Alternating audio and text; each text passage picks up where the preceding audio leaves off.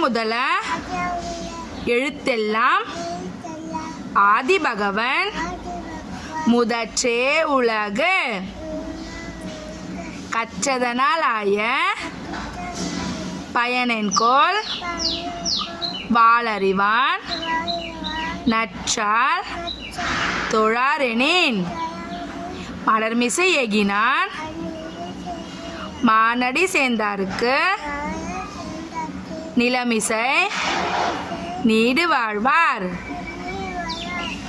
தொட்டனை தூரும் மணற்கேணி மாந்தர்க்க கற்றனை தூரும் அறிவு வேண்டுதல் வேண்டாமை இலானடி சேர்ந்தாருக்கு யாண்டும் இடும்ப இல.